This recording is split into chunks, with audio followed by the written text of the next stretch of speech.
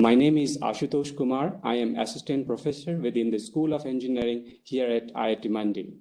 On behalf of SEAL project team, it is indeed my great privilege and an absolute honor to extend my warm welcome to each one of you to this event.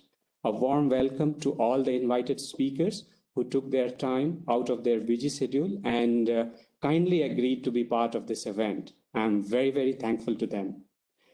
I express my sincere gratitude to the staff of IIT Mandi and the student support team for being a terrific backer of this event. I am truly grateful to all of you. It is your support that enabled me to put this event together. I am thankful to Professor Ashraf Osman for his valuable suggestion in planning for this event. I am happy to share with you all that we have received more than 400 registrations for this short course from the students and researchers from over 15 countries. With this, I once again welcome you all, and I now would request Dr. Uday to please take over and chair the session. Yeah, thank you very much, Dr. Ashutosh.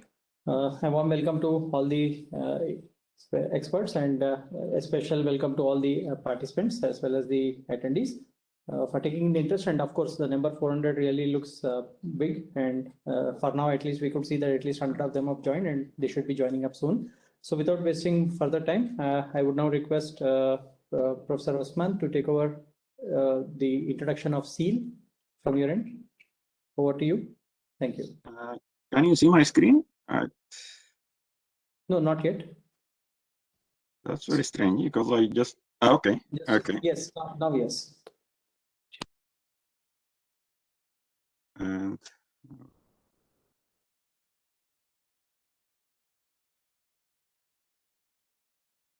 okay. Yeah, good morning or good afternoon, everyone.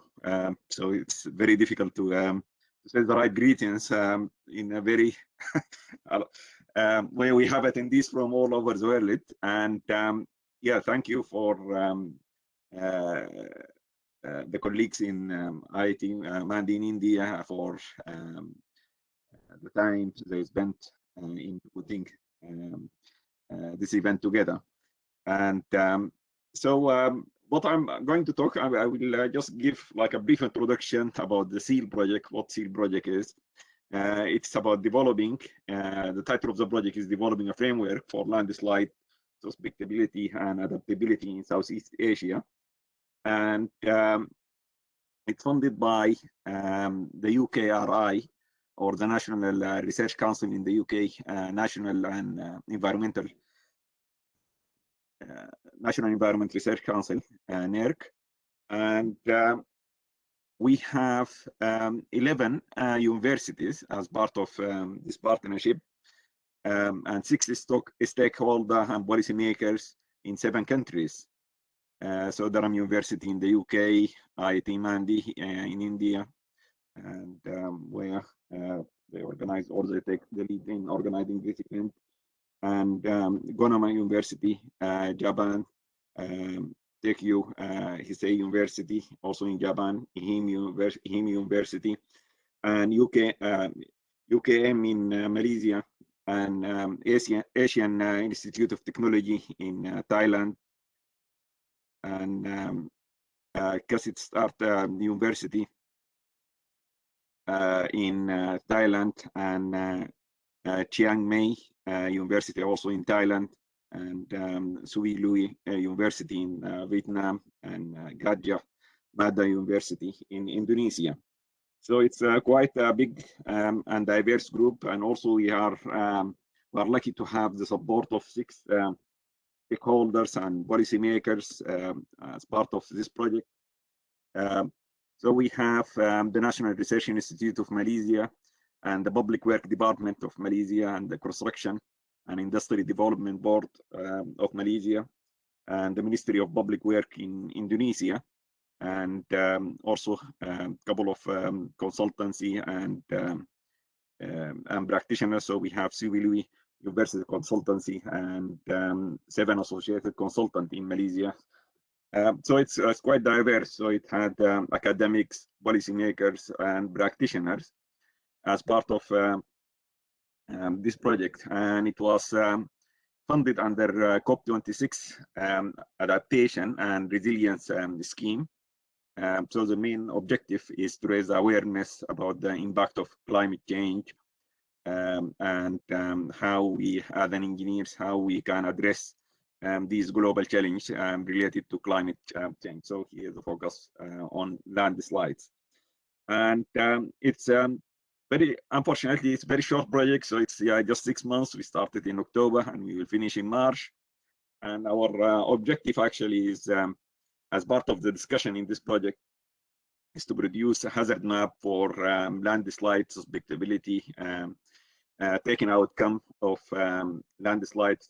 iModel landslides is another project funded by UKRI, NERC, Research Council, and other projects in Southeast Asia and in Japan. And also one of the objectives here to explore ways of putting or designing water retention barriers, so like adaptation techniques for preventing slope failure, and also to produce like to have discussions about guidelines and documents and design practice in Southeast Asia. So the main objective of this project is to establish a network of engineers that will look into including landslide hazards into national planning and into design codes, taking different aspects. So as I mentioned, just to mention, there are 3 as part of this scoping projects. What we thought of integrating the outcome for 3 funded projects by different UK council and also from Japan. So we have this iModel landslide project, and then we have climate adaptation control technology for urban land space. This is EBSRC grant led by Professor David Toll, and also outcome from a project on establishment of landslide monitoring funded by Japan Science and Technology and led by Professor Akiko Wakai. So in iModel landslides, I will not go into the details, but in this project we have monitored selected sites in Malaysia, where we have detailed monitoring of the slope and the change of the water content of the soil and the rainfall, and try to understand the impact of rainfall and water button on landslides. And the other project, Cactus, is developing like a system barrier where it can reduce it can reduce the runoff and increase the water holding capacity of the soil. And the third one, the Japanese project, or Japan E-Asia project, is about developing like a high advanced system or warning system for landslide using satellite data and satellite techniques. So you will hear more about these projects in the workshop, which we will hold at the end. We will hold at the end of this initiative. So in March, at the end of March, we will have another event where we will talk about different projects. So in the SEAL, actually, we have, as I said, 2 activities. So we have demonstration activities, which involve some of the discussion about current practice. And then the other thing is the knowledge transfer event. And today is an example of this event, actually, and we are very grateful of the high number of the participation this training course, and of course, actually, we are very grateful for the speakers and for the organizers. And I will stop here, and thank you very much.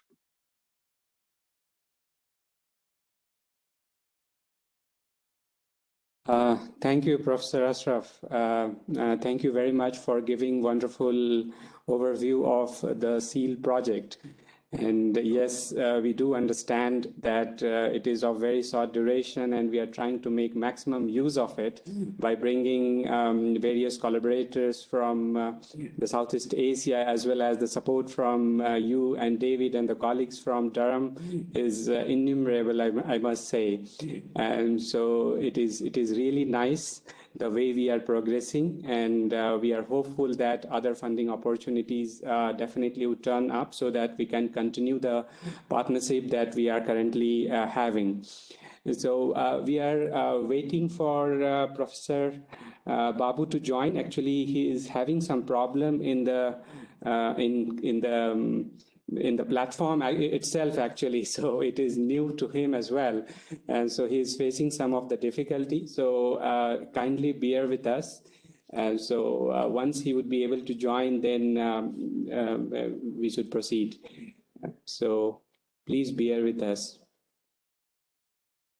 And so Professor David, if it is all right, then you may please unshare your screen. Then we would wait for Professor Babu to join, and then he will give his welcome address. All right. Thank you.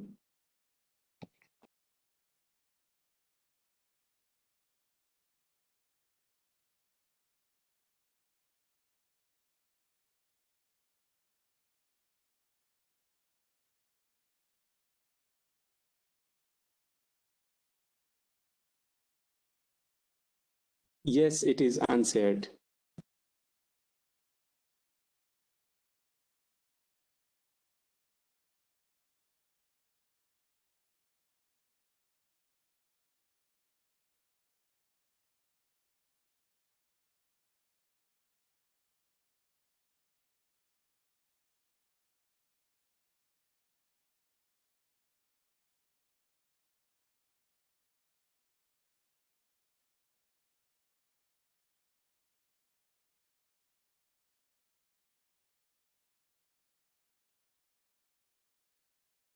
Okay, yes, I could see Professor Babu has already joined, and we are very sorry as an organizer that you have to go through so much of trouble in joining.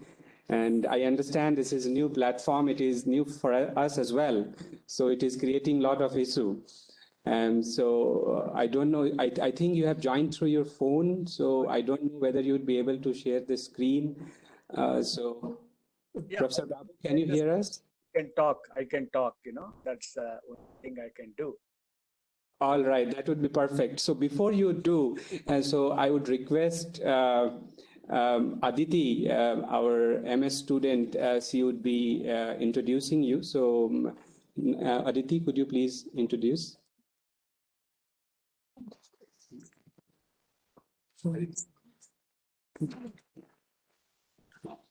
Thank you, sir, for giving me an opportunity to introduce and welcome Professor G.L. Shivakumar Babu. Professor G.L. Shivakumar Babu completed his PhD in Geotechnical Engineering in 1991 from Indian Institute of Science, Bangalore, India, after master's degree in Soil Mechanics and Foundation Engineering in 1987 from Anna University, Madras, and BTech in Civil Engineering in 1983 from Sri Venkateswara University, Tirupati. He worked as Humboldt Fellow in Germany during June 1999 to July 2000 and as a visiting scholar Purdue University, Lafayette, USA during February 1995 to February 1996.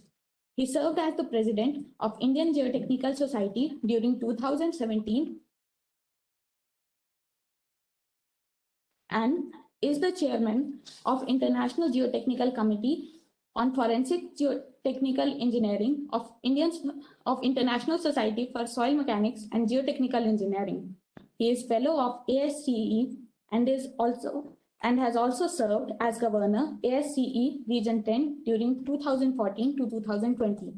He has guided 23 research degrees and is guiding 8 students for PhD.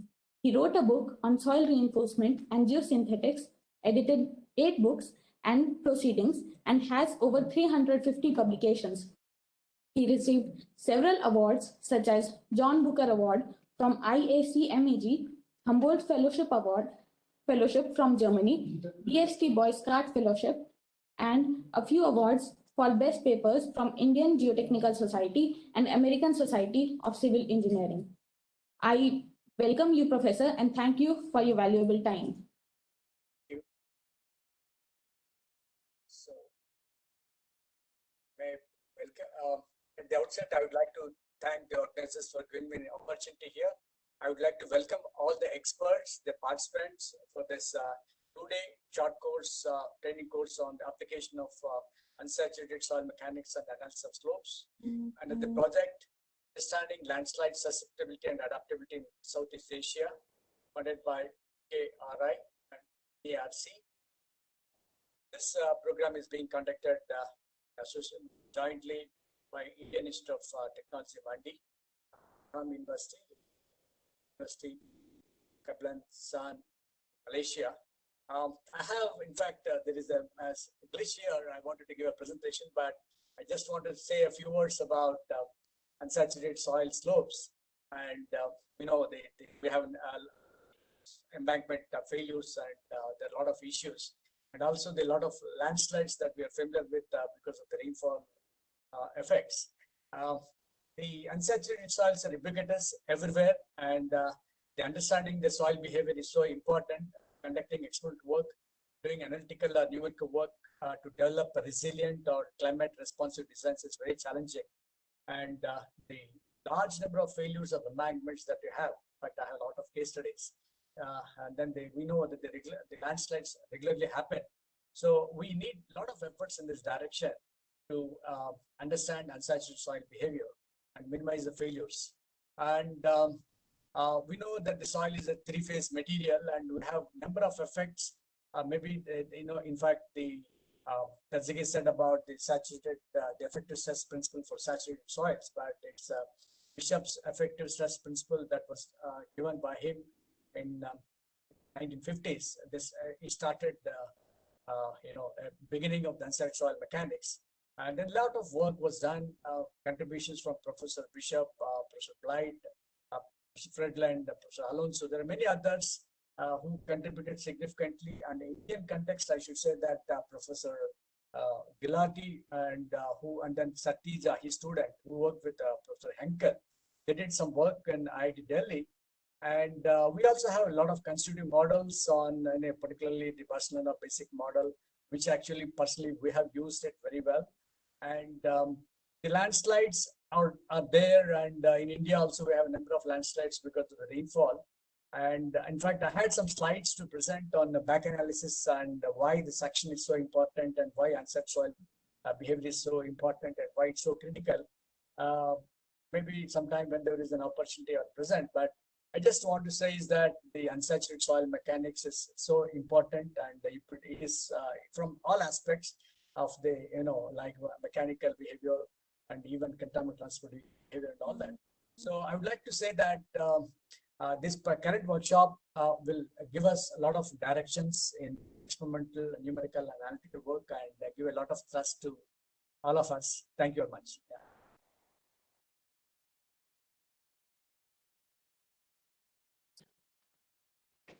Yeah. Thank you, Professor Babu. Thank you very much for sharing the wonderful views on unsaturated soil mechanics. And I'm sure that you're having the slides to present, but we are very, very sorry that you could not do that. So my apologies from here. So, again, thank you again. And so now we would move to our next speaker. And so I would now request Aditi to kindly introduce Professor David.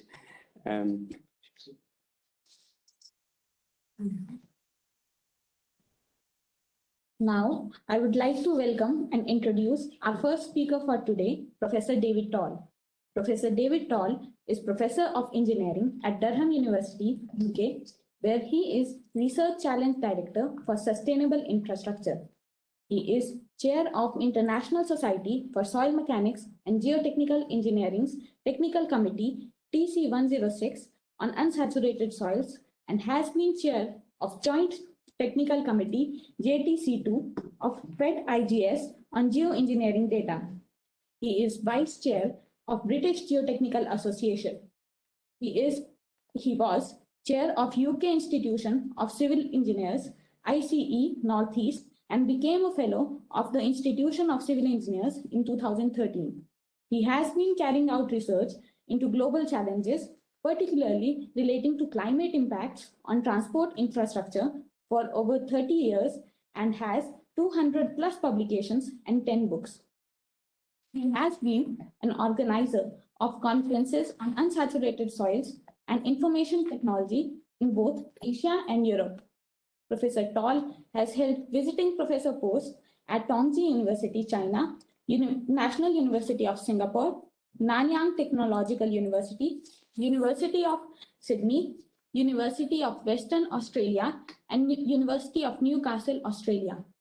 He is currently working on research projects in Ghana, Kenya, Malaysia, Nepal, South Africa, and Tanzania. I welcome you and thank you, Professor, for your valuable time.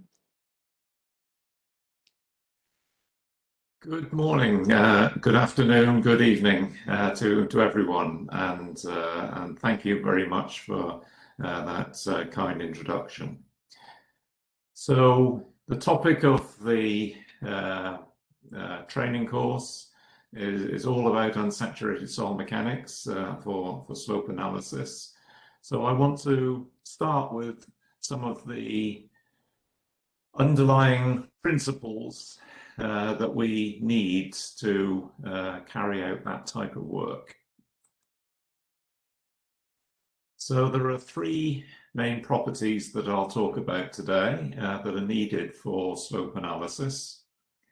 The soil water retention curve, sometimes known as well as the soil water characteristic curve, and I'll explain why I prefer the term retention curve rather than characteristic later on.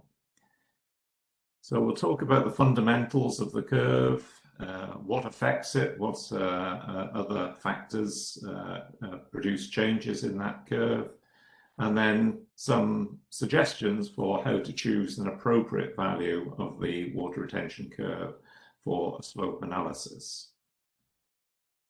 Another essential property, and perhaps one of the ones that dominates in terms of transient slope analysis, is the hydraulic conductivity or the permeability to water. Again, we'll talk about how we can relate the permeability function to the water retention curve, and again, think a little bit about how we should choose an appropriate function.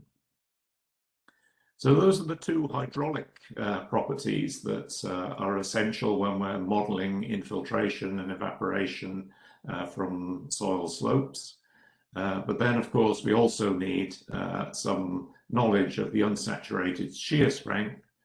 And Professor Sivakumar Babu has just talked about Bishop's approach. And I will actually go back to the 1950s and look at that, and also talk about Fredland's approach. So that's what we'll cover through the session.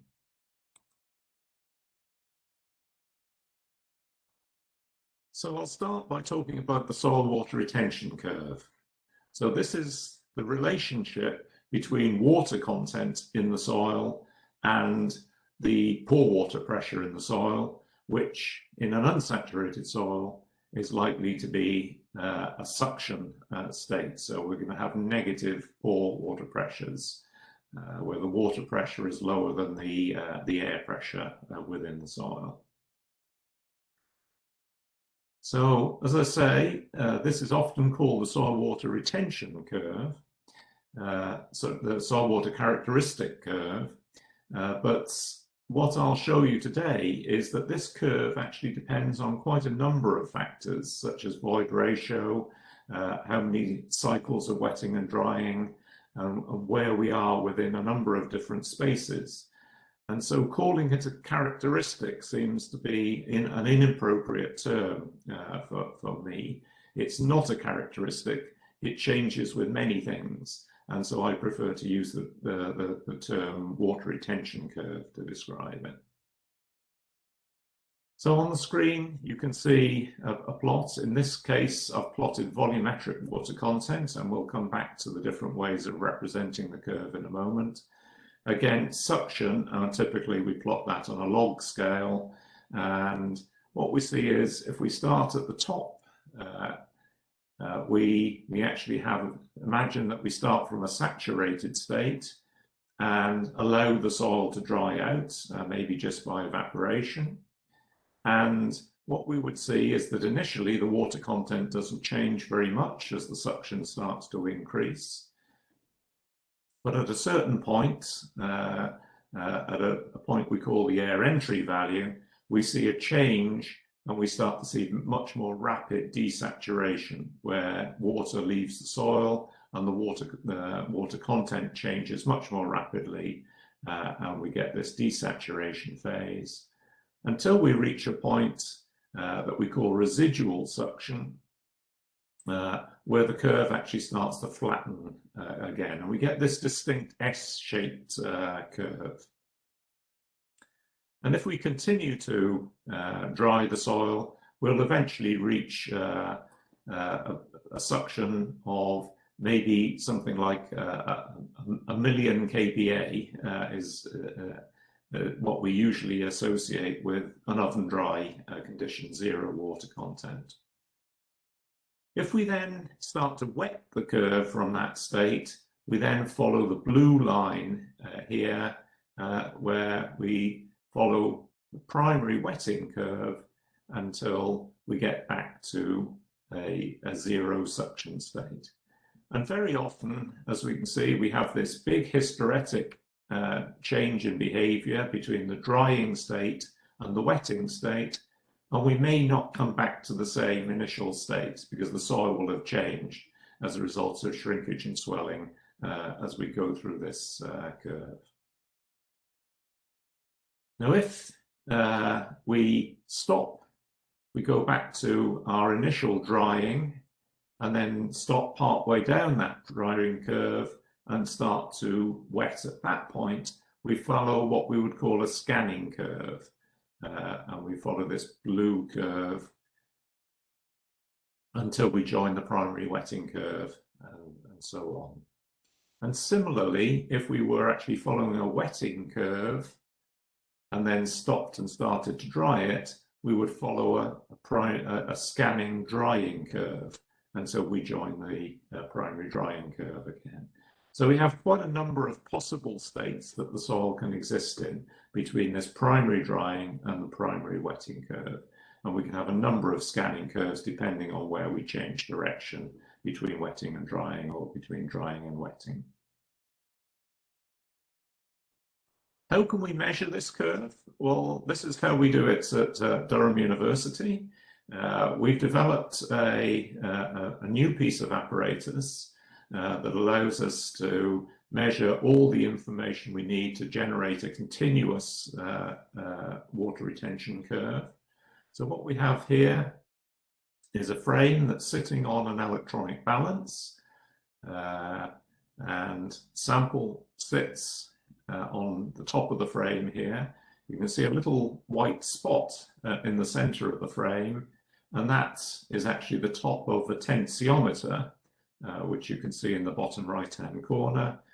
These are high-capacity tensiometers that we've developed at Durham University that allow us to measure suctions directly to about 2 megapascals of negative pressure. And that's a great advantage to be able to directly measure rather than having to rely on indirect measurements of suction. So we have the tensiometer to measure suction. So the sample sits in contact with the tensiometer. On the top right-hand corner, we can actually see a sample mounted on the device. We can see we actually have 6 displacement transducers actually measuring the change in radius in 2 directions, and the change in height of the specimen. And we've got it enclosed within a cowl, so we can actually adjust how quickly the soil actually dries out. So this gives us continuous measurement of water content and suction. Our tensiometers measure the suction up to 2 MPa, and we also get continuous measurement of volume change, which is an essential part of measuring water retention behavior, but something that's often been forgotten in the past. And so I would certainly encourage anybody who's measuring water retention to also measure the volume change at the same time. So that's how we measure up to 2 MPa. Once we go beyond that, a device that's been around for a while now, but is now becoming standard practice in unsaturated soils lab, is a chilled mirror hygrometer that measures total suction on a small sample of soil. And that has the possibility of the range of 0.1 to 300 MPa.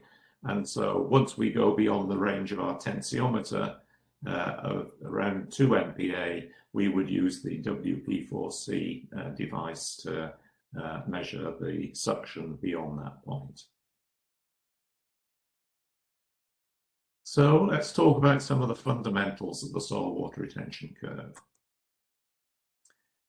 Now, as geotechnical engineers, we're most comfortable with working with gravimetric water content. In other words, measuring it by weight. We measure the weight of the wet soil, we measure it after we've oven dried it, and worked out the water content by weight of the soil. And that's what we're used to using in geotechnical engineering for other things.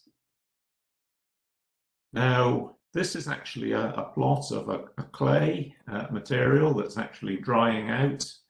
And we can see initially the water content is reducing as the suction increases and so on. And then we reach this point that we call the residual suction on this curve. Now, interestingly, if you looked at that curve based purely on gravimetric water content, many people would think that the air entry value for this soil is maybe somewhere down at the low suction end of the measurements, somewhere around 10 kPa. You can imagine this curve maybe flattening off, and you can visualize this as having an air entry value of a very low value. In that's actually completely wrong. Because this initial part of the curve, as we'll see, the soil is actually changing in water content, but remaining completely saturated.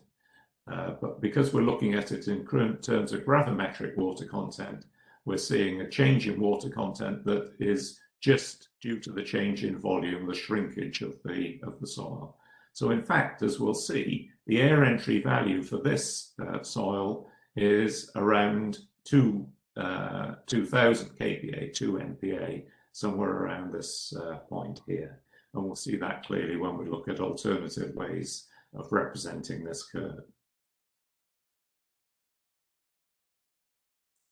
So, as I say, it's absolutely essential that we measure volume change when we're measuring our water retention curves.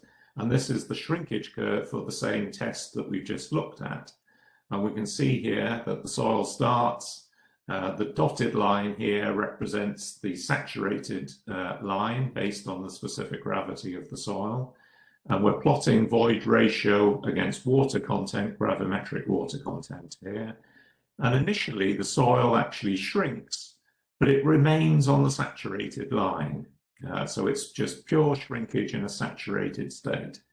And only at this point here, somewhere between just over 40% gravimetric water content, do we see the soil actually starting to become unsaturated as the soil air starts to enter the soil. And at that point, the slope of the shrinkage curve reduces, and eventually, if we go far enough down to low water contents, we get to an almost constant volume case. And we can construct our bilinear fit to that, and we would actually get a shrinkage limit of just over 30% gravimetric water content from this curve. Now, another way of representing that is to plot this in terms of volumetric water content. And this has been the tradition in the soil science literature, and many geotechnical engineers have adopted it as well. Again, what I've done is taken the same data here. So now we're plotting volumetric water content, which is the volume of water divided by the total volume of the soil. And if we know the volume change, we can calculate how that volume is changing.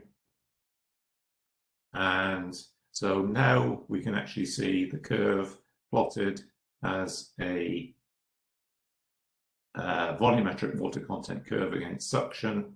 And again, if we fit a bilinear fit to the start of that and to the clear desaturation parts here, we can identify the air entry value, and we can also identify the residual water content and the residual suction when it starts to level off at high suctions. We can also plot this as degree of saturation, and again, as geotechnical engineers, we're very comfortable with degree of saturation, and this is perhaps one of the easiest representations of the water retention curve for us to visualize. And now we can see that, as we saw from the previous ways of representing the curve, the soil actually stays completely saturated during that initial phase. It is actually changing in volume, it's shrinking, but it's remaining saturated, and it's only starting to desaturate at around 200 kPa. And again, we can see a curve, and then we get the strong desaturation phase. And again, it's worth noting here that the real curve actually shows this distinct curved shape, but we often interpret an air entry value as the intersection of the two phases of the soil. So that initial stage and the desaturation stage. And we talk about the air entry value as the transition between the initial phase and the strong desaturation phase. But of course, looking at the real data, we can see that the soil actually started to desaturate at around 200 kPa, well below what we would call the air entry value of something like 2000 kPa for this particular clay soil. So again, just have in mind that what we often call the air entry value is not the point at which desaturation is actually taking place. It's a transition between two phases of desaturation. It's not the start of the desaturation process. And a way of representing data that I find particularly useful is to actually plot water ratio, which is the volume of water divided by the volume of solid. So, of course, we use void ratio, which is the volume of voids divided by the volume of solid, but we can also represent the water content as the volume of water, just as the volume of solid. And the advantage of that, it's actually equivalent to the void ratio times the degree of saturation, or the water content times the specific gravity. And this is a convenient way because we can represent both void ratio and water ratio on the same scale, plot it against suction, and when the degree of saturation is 1, then the water ratio equals the void ratio. So we can actually see initially, we can see this saturated behavior, and we can see when the water content actually starts to reduce and the void ratio actually starts to level off. And so we can see these two different aspects of behavior all on one plot. And we can, on this particular case, we can see that the shrinkage limit and the air entry value are actually associated with each other. And that's quite a useful way of visualizing unsaturated soil behavior. But we talk about this water retention curve as if it's one curve, but the reality is it's not. It's very dependent on void ratio. And so this is some data from Gallipoli et al. Back in 2003, where they showed that you could plot degree of saturation against suction on this axis, but now they've also incorporated a specific volume or void ratio axis, so that we can see that in fact it's a void ratio, a water retention surface rather than a curve. And so depending on where we are on the surface, we will have different water retention curves. And Alessandro Tarantino in 2009 again plotted a set of data with different, where the void ratio was actually controlled. And again, we can see a family of water retention curves representing the water retention state. And again, this is a set of data on a sandy clay, measurements that we've done in Durham University. And you can see that if we start at a high water content in a saturated state, we can actually draw the primary drying line. This is the dotted line here for a relatively loose sample. But if we prepare samples at different water contents, we find that in fact the water retention curve tends to be a little bit flatter, but then it tends to join the primary drying curve as we get to higher suction levels. But again, as we can see, we can't just talk about one water retention curve. We have to know where we're starting from in terms of water content or void ratio to be able to talk about what's an appropriate water retention curve. So this is an example taken from some work done a while ago now, but this is an analysis that we did from a slope in Singapore.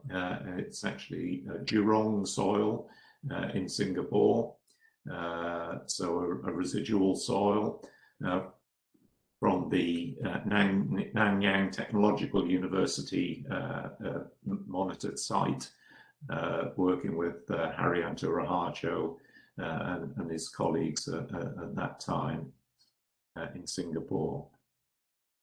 And what we have here is we're plotting volumetric water content against matrix suction.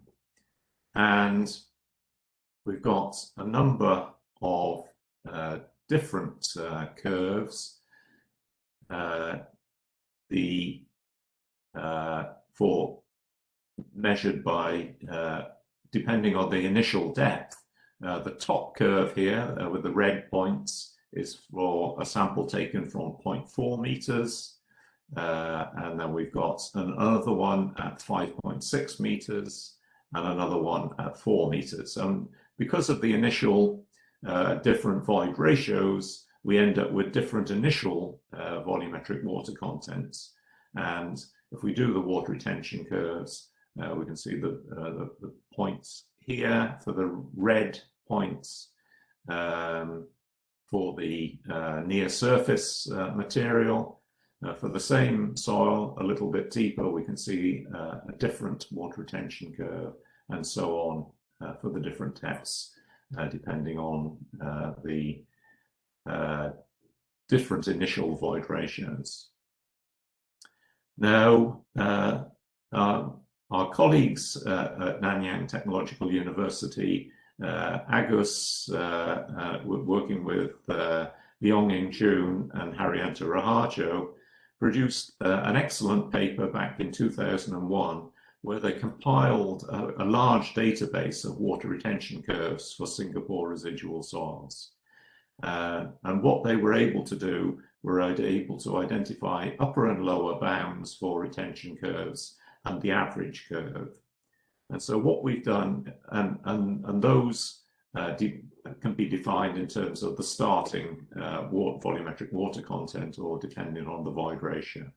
So what we've done here is, for this initial sample with a void ratio of about 0.53, we've drawn in the curves from Agus et al., giving us an upper bound, a lower bound, and an average curve for this material in Singapore.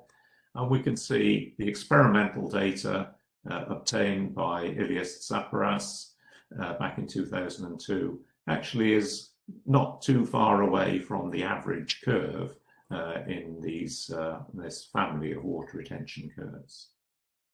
And so we actually only had experimental data going up to about 300 kPa. So if we wanted to generate a water retention curve that would go to much higher suctions, we were able to assume this average curve that gave us a good representation against the experimental data. And of course, if we were interested in a different depth, we would draw in our family of curves for that behavior as well. So these sorts of families of curves give us a good representation and help us to choose an appropriate water retention curve. So we've talked about the effect of void ratio and the initial set and how that affects the water retention curve. We also need to be aware that as soils go through cycles of wetting and drying, they also produce changes as well. So here again, this is testing for a sandy clay that we've done at Durham University. The primary drying curve is shown as the dotted line here. And we've taken a sample that starts at about 23% water content and with the initial suction of about 10 kPa. We've dried it, and we see that it eventually joins the primary drying curve. We then wetted it, and we've got a cycle coming back up here, and then dried it again, a second drying, and then wetted it again, and a third drying curve. And what we can see is that for each of these drying curves, we end up with a completely different drying curve each time we go through a wetting and drying cycle.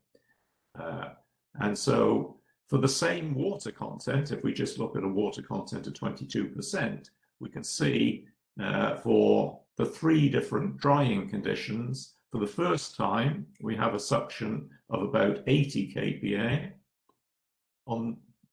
After we've wetted it and re-dried it, we end up at the same water content at only 18 kPa, 1/8. And then after by the third cycle, we're actually at about 8 kPa. So the suctions are very different depending on how many cycles of drying and wetting we've been through in the history of the soil. And so while in our laboratory, we typically would have done just that first test and assumed that that was the water retention curve that would be appropriate for the soil, the reality is that the soil is probably operating on a water retention curve that's more like the third cycle here. What we've tended to find is that after 3 or 4 cycles, this tends to settle and you don't get such big shifts after that. But because of the changes in void ratio as a result of these processes, we have to think about whether that laboratory measured first drying is representative at all of field conditions. So again, another reason why calling it a characteristic doesn't seem very appropriate. It's dependent on so many different things. Now, as I said, the other parameter that's absolutely essential for modeling these transient behaviors and to be able to model infiltration processes properly is the hydraulic conductivity, the water permeability of the soil. Now, in terms of an unsaturated soil, we have to think of a couple of permeabilities. So we can, and these are relative permeabilities that we're going to plot here, but we're going to look at the water permeability and the air permeability, because in unsaturated soil, we can have two phases of fluids. So if we think of a very dry soil at a low degree of saturation, generally it's very easy for air to flow through a dry soil.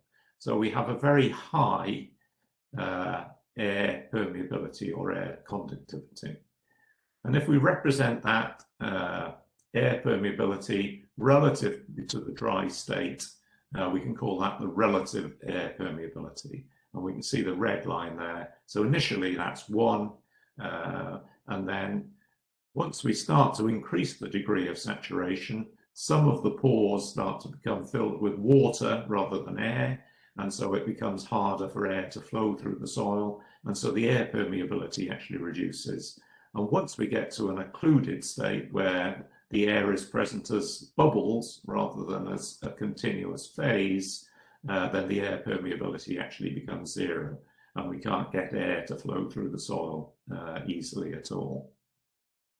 If we think about the water permeability, again, if we start at the wet end here with a degree of saturation of 1, then that gives us a permeability that we know as the saturated permeability of the soil. And again, if we represent that as a relative permeability by the water permeability divided by the saturated permeability, we start from a value of 1 when the degree of saturation is 1. But again, as the degree of saturation reduces, water will tend to want to flow through the water-filled voids within the soil, and so it becomes harder if there's less and less water in the soil for water to actually flow under a suction gradient. And so the relative permeability reduces, and again, will reduce down to very low values by the time we get to low degrees of saturation. And it becomes very difficult for water to flow. So this is absolutely essential for understanding unsaturated soils, because the permeability changes from a relative permeability of 1 down to 0 over this range of degree of saturation. So clearly, knowing how that permeability changes is absolutely key to be able to model these flow processes. And we can see how that relates to the water retention behavior. And this is some data from Fredland, Jing and Huang, published back some time ago. And they've interpreted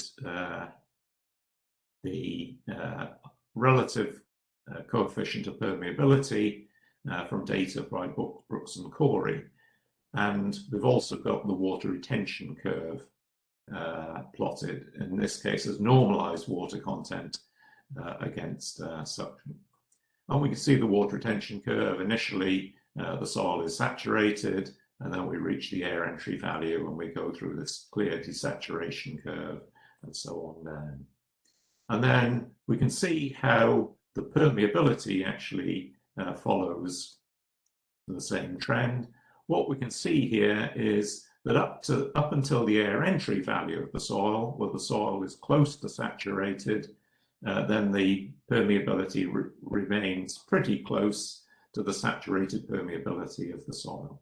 But as the soil starts to desaturate, we see a big change, a big reduction in the relative coefficient of permeability of the soil. And what's very interesting here is that we can see for this particular soil that desaturates at a suction of maybe about 8 kPa is the air entry value, that by the time we've got to just under 20 kPa, we've had quite a steep desaturation there, that the permeability has changed from 1 to 0.001. So there's been a 2 orders of magnitude change in permeability over a very short suction range. And so clearly, if we just carried on modeling this behavior, assuming the soil had the saturated permeability, our analyses would be completely incorrect. And so getting this permeability function right is very important. So this is, again, a set of data from Singapore. And what we've got here is, again, data from Agus and his co-workers at Nanyang Technological University. And we looked at 2 water retention curves that were measured on samples at 4 meters and 5.6 meters before. And the great thing here is that Agus actually measured the unsaturated permeability function for these 2 materials, these 2 samples. And what's great about this is that we have very limited experimental data on unsaturated permeability. And so it's great to actually have some real measurements. And we can see that the permeability function in this case for the 4 meter sample started off with a saturated permeability of just below 10 to the minus 9 meters per second. And as the suction increased, we can see that by the time we get to suctions of maybe 40 or 50 kPa, we start to see a decrease in the permeability. So that's the blue triangles there. And we've got another sample from a deeper depth with different void ratio, the green triangles. This had an initial saturated permeability slightly higher of 10 to the minus 8. And again, we can see the experimental data showing that change in permeability. Now, we don't often have those experimental measurements, and so we often try to interpret our permeability function by integrating the water retention curve. And one of the classic methods of doing that is the Green and Corey method. So this dates back to the 1970s. And what we wanted to do for our slope analysis was to generate an unsaturated permeability function for a specimen at 0.4 meters, where we'd actually measured the permeability in the field using a Guelph permeometer at that depth, and we'd measured the field saturated permeability at just below 10 to the minus 6 at this particular value.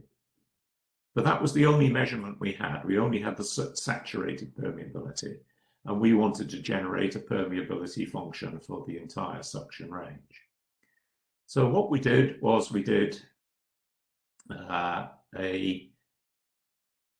Green and Corey analysis based on that initial saturated permeability, and we get this black curve here that represents the interpreted permeability function based on a Green and Corey analysis. Now, that starts from the right initial permeability, which is fine. We can create some points along here based on our water retention curve.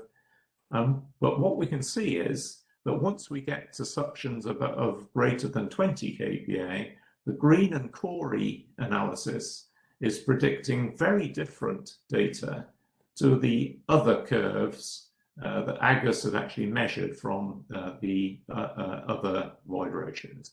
And in fact, I've also shown a Green and Corey fit to the test at 5.6 meters, where we start from 10 to the minus 8 permeability. And we can see the Green and Corey fit there has no relationship at all with the experimental data. And so we actually have several orders of magnitude difference in permeability between the experimentally measured and the Green and Corey interpretation. And so we really have to be very careful in terms of using some of these interpretation methods without having some way of validating them against some experimental measurements. And so what we did for this particular case study, we assumed that over this initial portion here, that the Green and Corey gave us a realistic fit to the true permeability function. But we noticed that independent of the initial states here, the experimental data actually started to show quite similar behavior over this upper suction range here. So we just assumed that the permeability function followed the experimental data rather than relying on any interpreted information. So that's just a concern about using some of these fitting curves, such as Green and Corey, without checking that they fit with some real experimental data. And we do desperately need more experimental data in unsaturated permeability to be able to validate some of these approaches. I'll now move on to shear strength. And Professor Siva Babu suggested, talked about the early days of unsaturated soils. And it was Bishop back in 1959 who suggested that we might try and come up with an effective stress for unsaturated soils based on the great success of Terzaghi's effective stress in saturated soils. And he suggested that we could actually represent it as a combination of what we call net stress, which is the total stress related to the pore air pressure, UA. But we would also have a term that related to suction, which is the difference between the pore air pressure and the pore water pressure. Of course, in a field state, usually the air pressure is 0, so this just becomes the net stress just becomes the total stress, and the suction becomes the negative water pressure.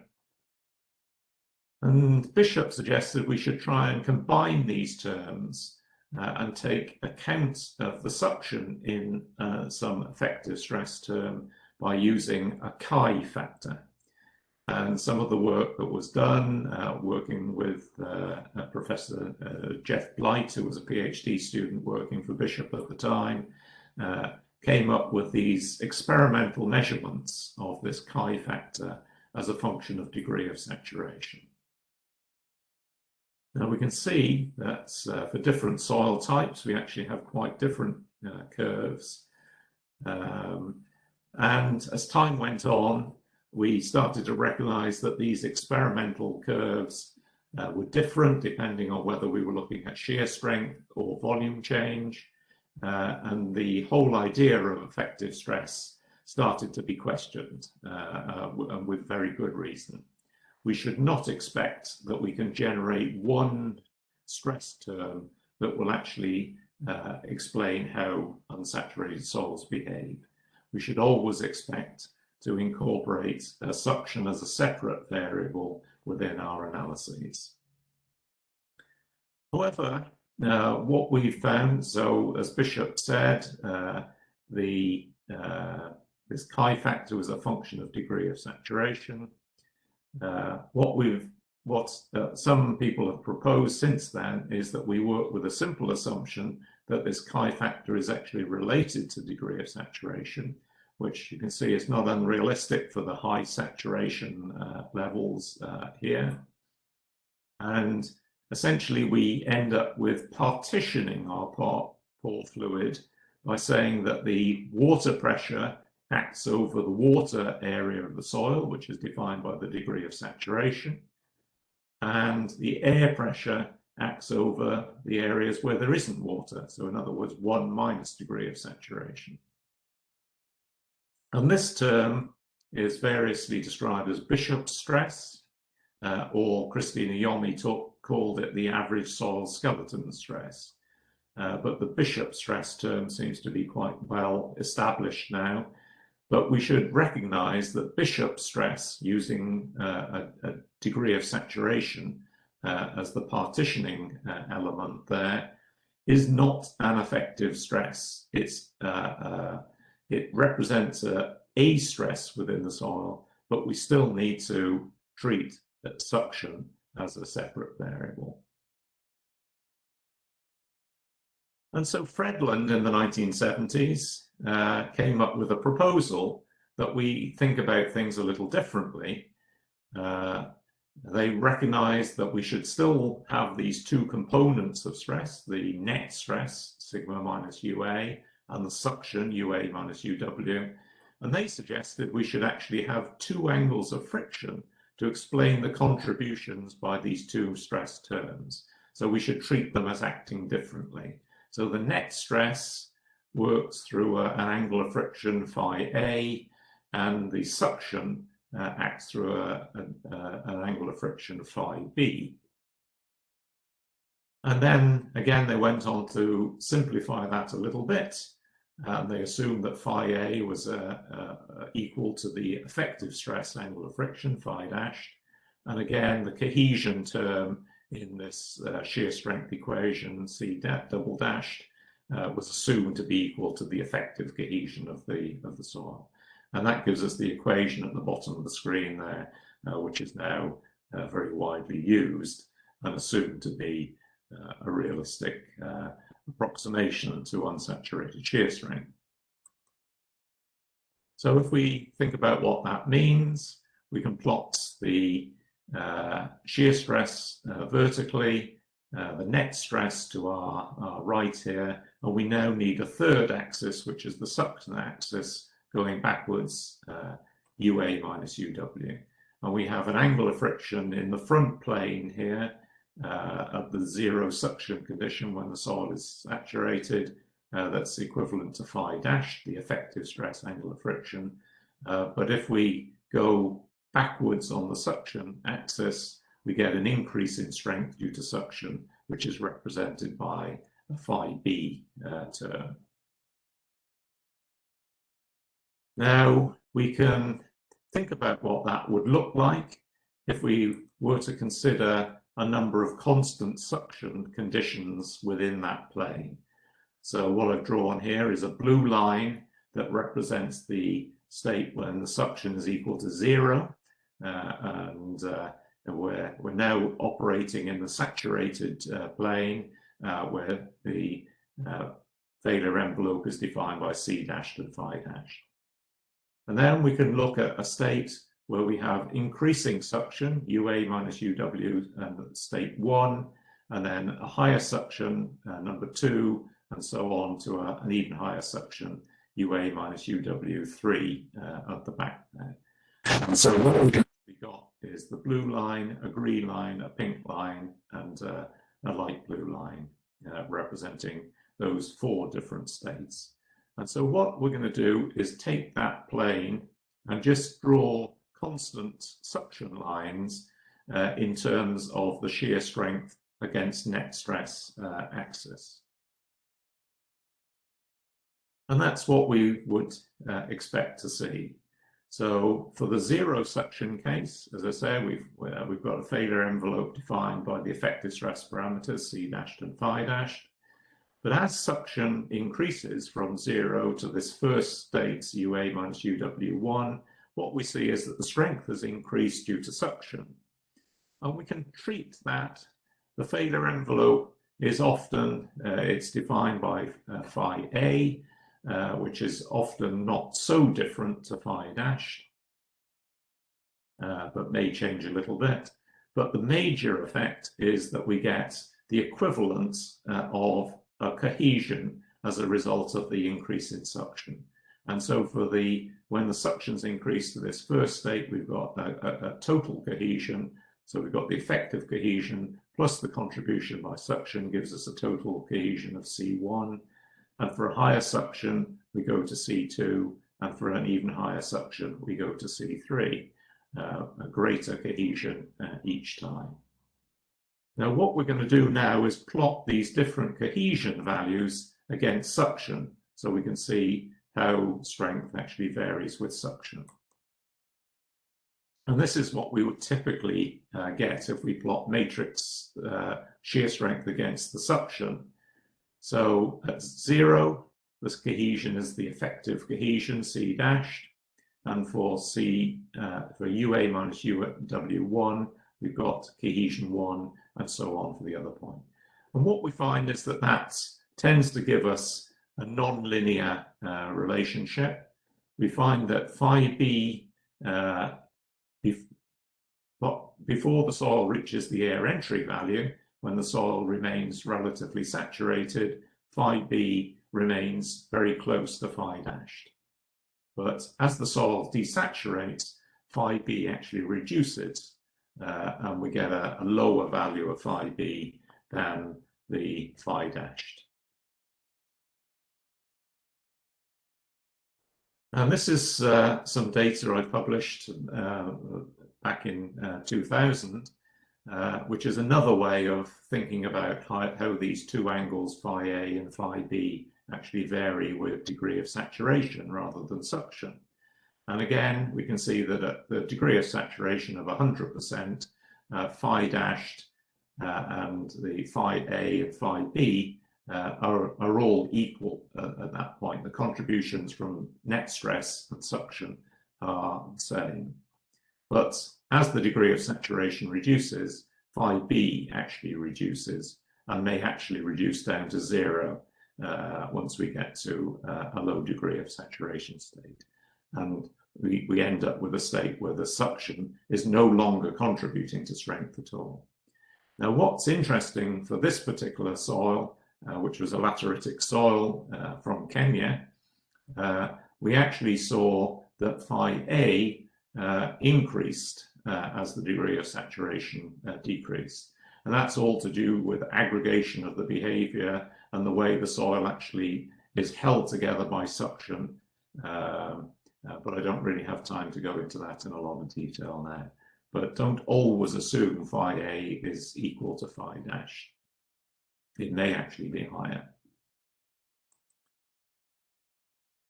Now, the Bishop stress approach, as I say, we should not treat it as an effective stress, but the assumption that we can use a stress component that's related to net stress and suction using a chi equal to the degree of saturation is a nice simple approach, and it would be nice to know whether we can use that or not.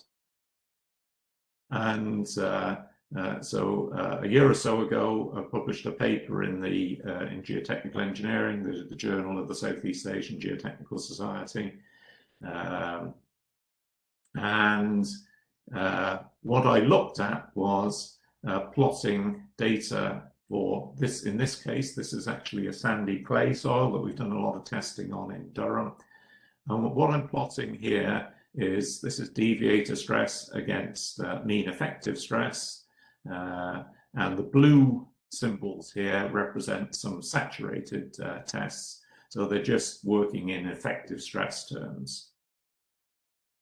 And then I'm plotting the red symbols here are constant water content tests on unsaturated soil samples. And what we can see here that there's a bit of scatter around the failure envelope here, but the scatter within the saturated test is about the same as the scatter in the unsaturated tests. And so it seems that using Bishop stress for the unsaturated soils gives us a pretty decent representation of the strength of this material. Now, what you don't know from just this presentation of the data is that all this test data was for degrees of saturation greater than 70%. And so what we found here was that where the degree of saturation was relatively high, this approach worked pretty well for a sandy clay. On this curve, I've done the same analysis based on Kiunia soil, which is the lateritic soil from Kenya that I mentioned before. And now, again, we've done the same thing, plotted saturated tests, and we've got a very clearly defined saturated failure envelope here. This is actually testing I did for my PhD many years ago. And the red symbols are the unsaturated tests. And now we can see that for samples at low degrees of saturation, we see that the Bishop stress approach just doesn't work very well at all. And so we end up with an incorrect assumption about the failure envelope for these low degree of saturation.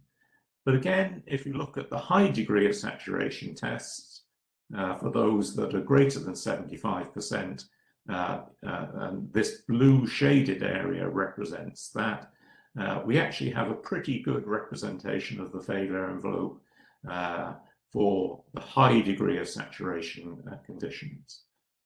And of course, when we're analyzing slope stability and particularly infiltration events, it's usually the high degree of saturation end of the spectrum that we're particularly interested in. And so the suggestion is that for high degrees of saturation, we can use this Bishop stress approach. And this is actually, again, for the Singapore soil from Geelong. And again, saturated tests carried out at NTU, and again, the unsaturated constant water content tests. And again, the high degrees of saturation giving us a realistic representation, but some of the lower values not so good. So again, it seems to be reinforcing that effect. And so I'll now come to some conclusions. So in terms of the hydraulic behavior, first of all, so our water retention curves and our hydraulic conductivity functions are essential for us to understand and to be able to model unsaturated soil behavior within slopes. Our measurements of suctions have greatly improved, so the development of high capacity tensiometers is a major advance, and also the chilled mirror hygrometers for the high suction range gives us some good measurements there.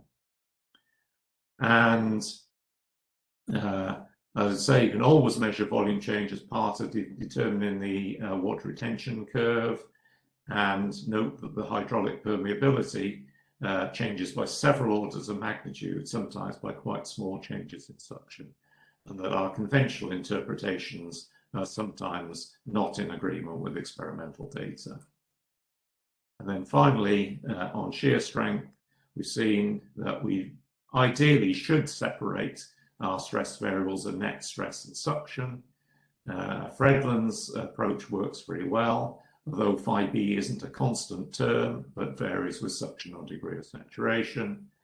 And Bishop stress, which is a simple interpretation, works quite well for high degrees of saturation. So thank you very much for listening, and I hope you found that useful.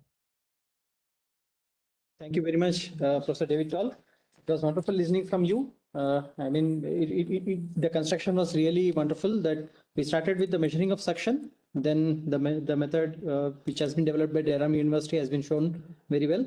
And then, of course, you have brought in the importance of SWCC, followed by its role on the permeability and how the permeability is changing with respect to the suction profiles in the soil, followed by which, of course, the closing should be on the line of shear strength, which is the major parameter required for analysis of any slopes. So thank you again for your wonderful talk. So I will now open the session for any quick questions from the audience. One question, any typical questions or any simple questions can be answered by anyone in the panelists, as you can see in the questions. So there is one particular question, that the setup which you have developed from the Durham University, I think we can also measure consolidation by using this apparatus. Yes, well, I think it's not consolidation in this particular apparatus, because we can't apply any total stresses. So we rely purely on drying and wetting for the producing the volume change in this particular case. So we can't apply total stresses in that particular apparatus. Oh, perfect. Thank you very much for that. And I have a question from one of the audience here. Yes, please. Thank you for the wonderful session, sir. So I have one question. What is the effect of particle size distribution on SWCC? The water retention curve is very dependent on particle size. As we saw some examples within some curves for quite coarse grain material in the Fredland data. And what we see is that the water retention curve desaturates very, very rapidly. We have a very steep water retention curve. Once we get into more fine grain material, the curve becomes flatter. And once we get into clays, of course, the air entry value increases quite significantly. So the air entry value for a sandy soil might be only 1 or 2 kPa of suction. For a heavy clay, the air entry value might be 2000 kPa. So we have a big change in terms of the air entry value, and the slope of the water retention curve actually decreases as we have more fine material. Perfect, thank you. So any last quick question? Okay, thank you very much. So thank you again, Professor Devital, for your time and a wonderful presentation. So we'll quickly move to the next presentation. This will be a presentation by Dr. Arsh Azizi from the University of Portsmouth, UK, and this will be definitely a required topic, which is on the hydromechanical behavior of the unsaturated soils. So I request Dr. Arsh, he's already on the screen, so you can start your presentation, please. So before this, I will request Aditi to quickly introduce the speaker. Now I would like to welcome Dr. Arash Azizi. Dr. Arash Azizi is a lecturer in soil mechanics and geotechnical engineering and module coordinator for MSc courses at the University of Portsmouth. He obtained his PhD in structural, seismic and geotechnical engineering from the Polytechnic University of Milan, following MSc in geotechnical engineering and BSc in civil engineering. His PhD dissertation was entitled as Effect of Repeated Hydraulic Loads on the Hydromechanical Behavior of Unsaturated Silty Soil, where he studied the effect of drying wetting cycles on the behavior of compacted soil used for the construction of embankment. Before joining the University of Portsmouth, he was working as a research fellow at Durham University, working on an EPSRC-funded project titled Sustainability and Resilience of Transportation Infrastructure in African Countries. The outcomes of the project demonstrate the viability of field monitoring in roads and railways and assessing climate impact on their construction materials. He also worked as a postdoc researcher at Polytechnic University of Turin, working on a project carried out in collaboration with NESPA, where the time-dependent settlement of a gas reservoir was investigated. I welcome you and thank you, Professor, for your valuable time. Thank you, Aditi. Yes, now I request Dr. Azizi to start his presentation. Thank you. Thanks for your nice introduction. Hello, everybody. And based on what part of the world you're in, so good morning or good afternoon. I hope it's not too late for anybody. So today I'm going to talk about some remarks on hydromechanical behavior of unsaturated soil. And basically, David nicely has explained some important basics of unsaturated soils. So I'm going to pick up a few of those concepts and just explain them a little bit further in details. So the outline of my presentation today is I will start with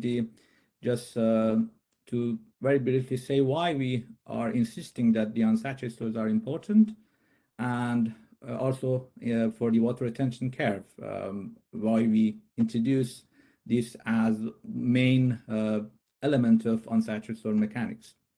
And then how we can model water retention curve, how we consider coupled hydromechanical behavior, and we're going to see just how we can apply these principles for a railway engineering case we had in South Africa. So let's start with the unsaturated soils. Most of these structure made of compacted soils, these geostructures we are dealing with, they are above water level, right? So they are under unsaturated conditions. But traditionally or commonly we tend to use saturated soil mechanics, the principal saturated soil mechanics for their design. And okay, we know that saturated condition is the critical condition of the soil, and but this is the time to ask if it is conservative to use those principles for design of these structures. So isn't it too conservative? Is it realistic? Is it economic? So all these questions we need to ask. And the point is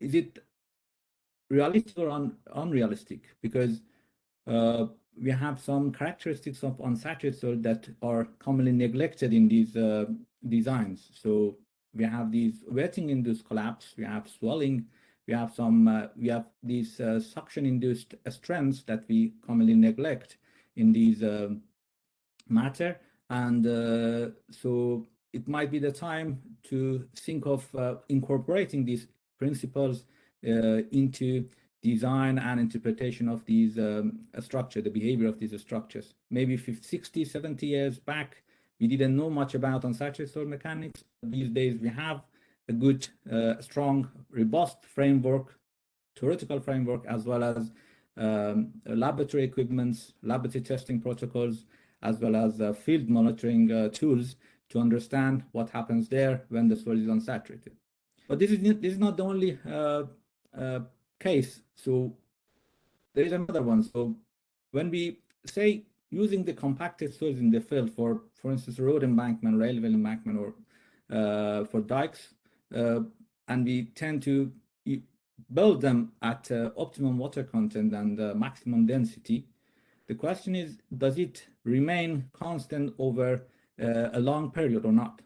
Because of the interaction between climate and the structure, so soil-atmosphere interactions, so these condition of the soil doesn't remain constant. So it basically climate events like precipitation, evaporation, these environmental load continuously change the water content of the soil. It changes suction in the soil, and it changes all properties of the soil. So by applying these principles of unsaturated soil mechanics, we tend also to consider the long performance of these geostructure and consider basically the effect of climate on their behavior. So you can see some of the failures in railways, in roads, or dikes and embankments, so they're caused all by these climate structure interactions. And the main reason is if there is no unsaturated soil mechanics, we couldn't get together today. Probably I was unemployed, and so with your, I guess some of you are maybe expert in unsaturated soil mechanics already, or you are interested working on unsaturated soil mechanics, and we are overwhelmed with saturated soil mechanics, and basically there are applications for unsaturated soil mechanics we should use, and we should try to push it forward. So let's start working on that in a, well, let's say broad way.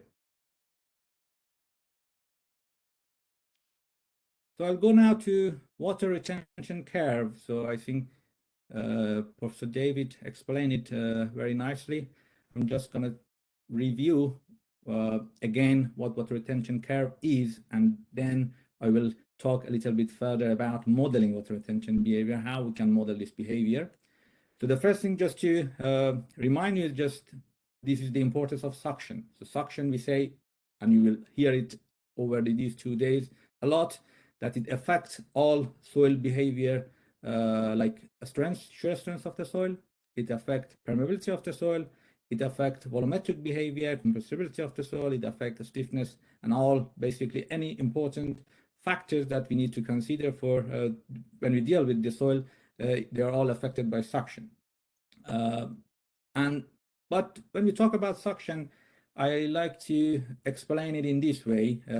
We can always, there's a theoretical definition for that, the difference between air pressure and water pressure. There is this capillary, we can explain in terms of capillary, and that's the right way to explain it. But also in a simple way, I like to think of a water bridge between your fingers. So when you have a drop of water between your finger, like the left figure, so if you try to move your finger apart, you can see that the water goes under the tension. So generally these water drop and the meniscus try to, as it goes under tension, it tries to pull your finger together, so applying some sort of bonding.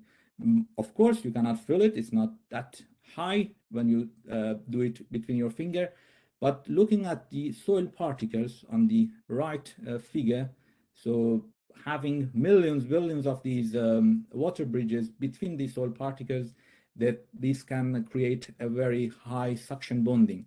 So this is what we call it as a suction-induced strength suction bonding, and generally this tension that we have in this water bridge that tries to pull the soil particles together and generate this suction bonding is what we are going to talk about today and tomorrow, and this is what we are trying to consider in basically for interpretation of soil behavior. The water retention curve, we know now it is the relationship between water and suction. Water, it can be represented in terms of volumetric water content, degree of saturation, in terms of water content itself.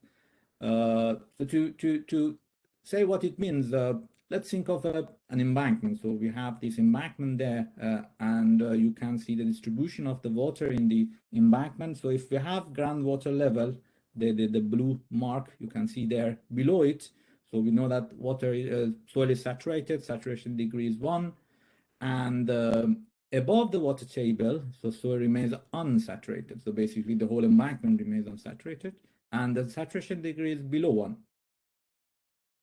What happens when the climate change? So when we have evaporation during the dry seasons, so the degree of saturation reduces continuously. So the soils becomes drier and drier.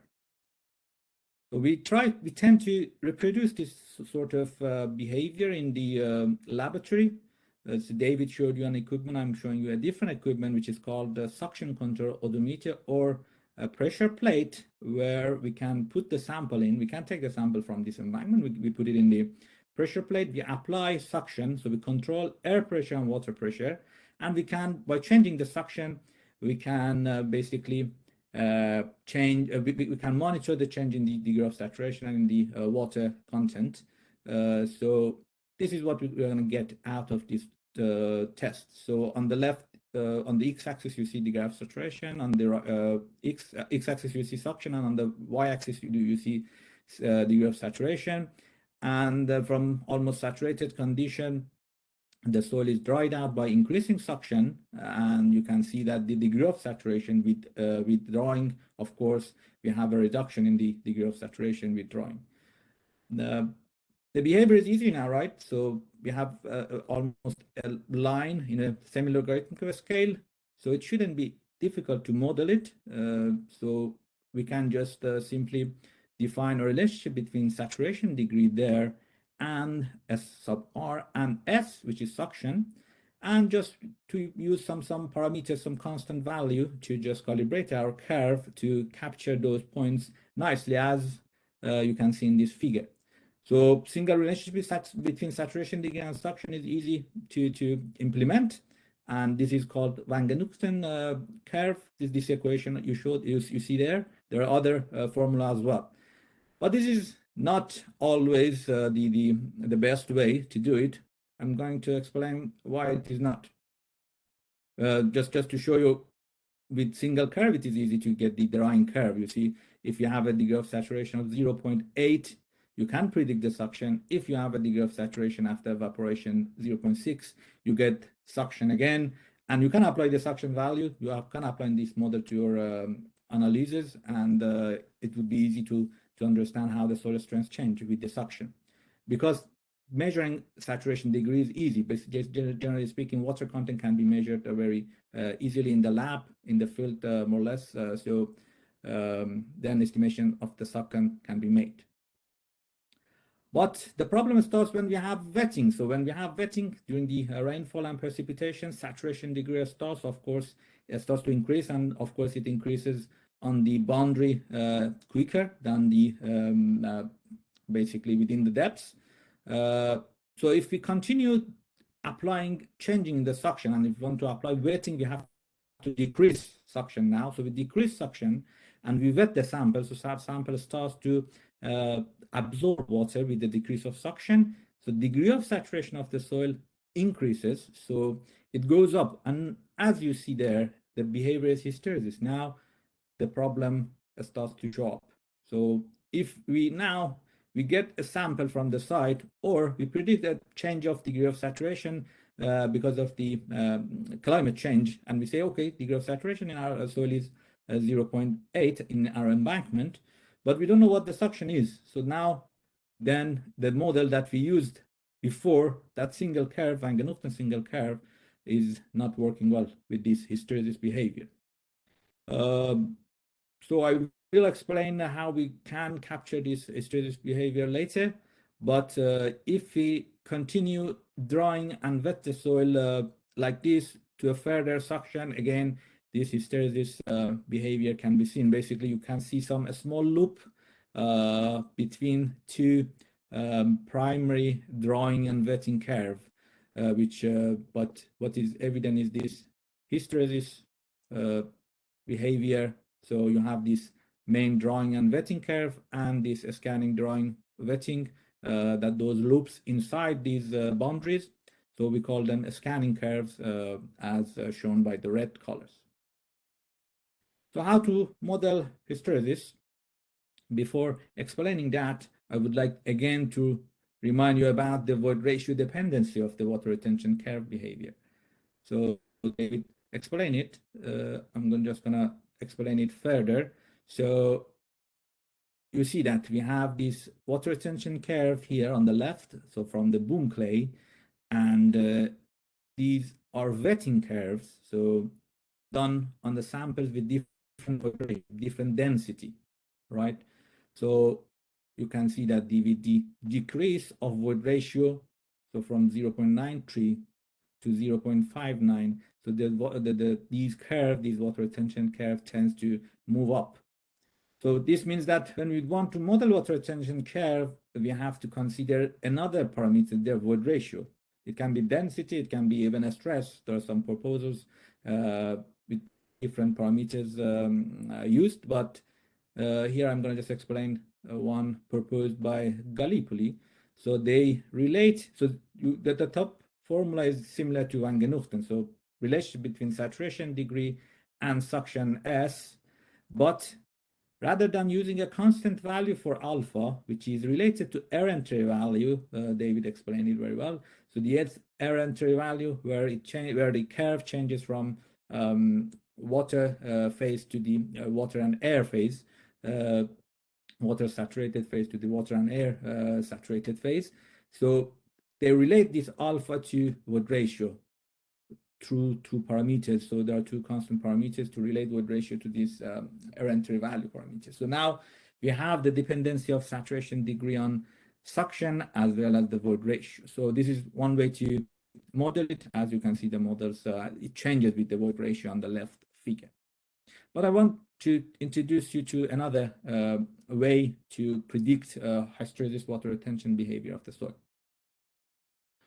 Before explaining the model, I want to show you this result as well. So on the suction controlled odometer, we can do a test at constant suction, right? The suction can remain constant, and we load and unload the sample. So on the x-axis, you see the axial stress, like a simple odometer test, but the point is the suction remains constant during the loading and unloading, and we can apply several cycles of loading and unloading. If you plot degree of saturation changes at constant suction, you can see with the actual stress, there is a hysteresis there as well. And if you plot degree of saturation there on the right, on the y-axis of the right figure, with respect to the void ratio changes on the y-axis of the left figure.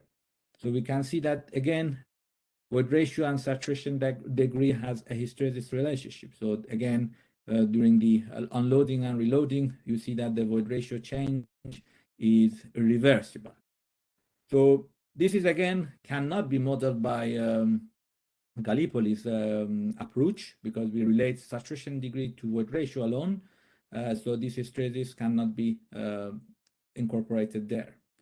So single relationship between saturation degree suction and saturation degree void ratio doesn't seem to be perfect for hysteresis water retention behavior. But what we can do there? So we introduced this contact angle water retention concept. So basically, the reason for hysteresis behavior, there are many reasons to basically affect this hysteresis behavior and to cause this hysteresis behavior. It's just the ink bottle effect, which is the fact that the pore size would change when we transfer from drying to wetting or wetting to drying, so from a small size to large size. It can be because of the entrapped air in the soil pores. It can be the effect of swell and shrink. So many reasons can cause hysteresis, but the other one reason can be contact angle. So we have this water bridge between soil particles on the top, you can see there. So at the interface between water particle and air, we have this contact angle on the water bridge. So if now we dry the soil, so this water bridge tend to change. So the shape of these water bridge change, and we have a reduction in the contact angle. If we wet the soil, again, the effect will be reversed. So the contact angle increased, right? So the shape of water bridge increased, the amount of water increased, and we have a change in the contact angle with wetting. It can happen with the loading as well, isn't it? So when we load the soil, so the particles move basically closer, so they become closer, and we have an increase in the contact angle. And during unloading, it's going to be like drawing. So during unloading, the particles move apart, and we have a reduction in the contact angle. So all these basically loading, so unloading, drawing, wetting can change contact angle, and that can cause hysteresis. So if we bring this one into our model, so we should now be able to predict hysteresis behavior perfectly. So this is the model we proposed by relating saturation degree, changes in the saturation degree, so it's incremental equations. So changes in the saturation degree related to changes in the suction, changes in the void ratio, and we have the third parameter, which is contact angle. So basically these two functions that we have there, h sub theta, so they are basically defined to incorporate the effect of contact angle, and these basically are introduced depending on two contact angle, two basically boundary for contact angle. So when we dry and wet the soil, there is a minimum contact angle, and there is a maximum contact angle that we may get there, which are called receding and advancing angle, and it depends on the roughness of the basically surface, in our case soil. So for the minimum one, we can assume it to be 0, and the advancing contact angle, we should be able to calibrate it based on the our water retention curve. So this is the equation we used, and we incorporated into this incremental water retention curve model. And now you can see we can nicely capture all those hysteresis. So we can get the main drawing curve, main wetting curve. So main drawing curve, you can see that on the main drawing, we have theta equal to theta r. So the minimum, the basically contact angle is the minimum value. On the main wetting, the contact angle is the maximum value, advancing contact angle. And when we go to a scanning, so in between these two boundary lines, we always have basically a value for contact angle between these two boundaries, between advancing and receding contact angle. So now problem is solved. So we can now predict the correct suction, right? So now it's time to be happy. So the suction with the same degree of saturation the model can understand if you're on the dry side, the suction is higher, 100. If it is on the wet side, the suction is smaller and 10 kPa. So I wanted just to, I think there are a lot of participants from India, from Malaysia. We already know that you love singing and dancing, but I ask you to bear with me a few more minutes. I think there are going to be 10 minutes break, so we can have fun later. So this is the outcome of some of our results. So we applied these drawing wetting, so changes in the suction with the saturation degree. On this 3D figure, you can see that the contact angle on the y-axis is related to suction at the x and z axis, and void ratio on the z axis. So the contact angle change between the top blue plane, which is advancing contact angle value, theta A, and the bottom one is 0. The red box shows the plate where the plane where the receding contact angle is considered so as 0. So with all this concept and these models, we could predict all these hysteresis behavior under different stresses. Also changes in the void ratio as well with the degree of saturation. The hysteresis that is basically caused by void ratio changes as well. We can consider that, and the contact angle can also produce the same hysteresis when we have the formation, hysteresis effect of the formation. So now I can go to the next concept, and that is about coupled hydromechanical behavior. So you're going to hear about it a lot, I think today and next day. So I thought maybe to give you an idea what it means. So we have seen just that the void ratio affects all water retention behavior, right? So David explained it. I try to explain it again. So we have one side, so mechanical parameter affect water retention behavior, this saturation suction degree changes. But we have the other side as well. So suction and saturation degree affect mechanical behavior as well. So the volumetric deformation, the shear strength, everything. So David explained it again, gave you some examples about it. So you can see how, here also a specific volume, so isotropic compression behavior of the unsaturated soil and saturated soil where you have suction 0. So the circles are for saturated condition, while the other symbols showing unsaturated soil behavior under isotropic compression, where the compressibility and the compression behavior are completely different when the suction changes from 0 to 1000 kPa. And the results are plotted in terms of net mean stress here. Also here, shear strength, you have seen a lot from David's presentation. Here also another example. So you can see that the bottom one is for saturated one, suction is 0.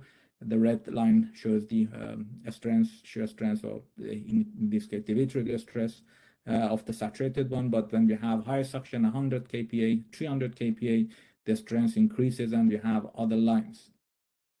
So this shift in the strength happens with the suction. So this is what we call the coupled hydromechanical behavior. So basically suction, saturation degree affect the mechanical behavior, volumetric compression, shear strength, and we have the other effect that basically the void ratio or density of stress affect the basically the water retention curve. So this coupled behavior is very important to understand when we talk about unsaturated soils.